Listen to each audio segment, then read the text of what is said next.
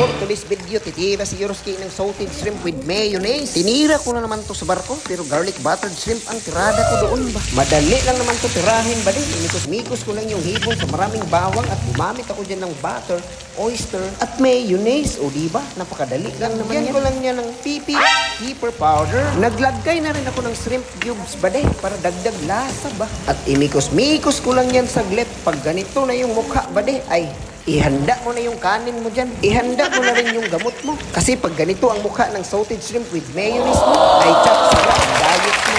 Ito na, ready na. Plating na ni Yorski. Oh, diba? Sa mukha pa lang, busog ka na. Simpleng version lang to ni Yorski, pero hanip ba? Kaya kung nag-crib ka ng hipon, tirahin mo na. Teka muna, titikman mo na ni Yorski ba? Tanong, Chris. Wala din mo panite. Wala lang.